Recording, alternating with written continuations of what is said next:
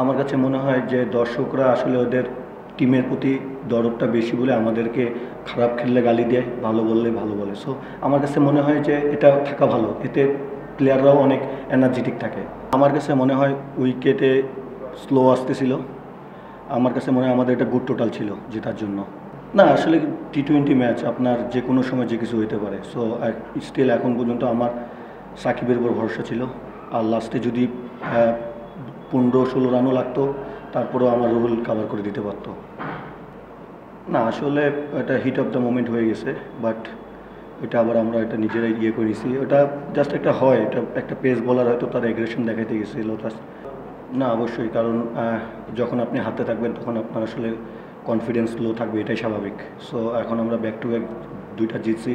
So এখন পর্যন্ত still tournament open আছে। সো আমাদের যদি আরও এখান থেকে যদি আমরা লুক ফরওয়ার্ড, যদি আমরা আরও 2টা-3টা ম্যাচ জিততে পারি, আমরা সেমিফাইনাল ইনশাল্লাহ খেলবো।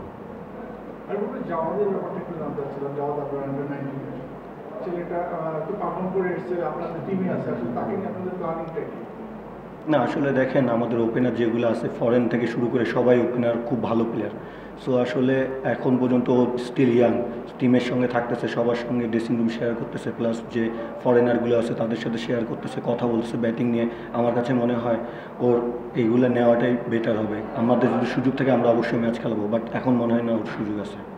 আপনার হোমে যখন খেলবেন তখন একটা প্লাস পয়েন্টও আছে, নেগেটিভ পয়েন্টও আছে। সো আমার কাছে মনে হয় যে দর্শকরা আসলে ওদের টিমের প্রতি দরদটা বেশি বলে আমাদেরকে খারাপ খেললে গালি দেয়, ভালো বললে ভালো বলে। সো আমার কাছে মনে হয় যে এটা থাকা ভালো, এতে প্লেয়াররাও অনেক এনার্জেটিক থাকে।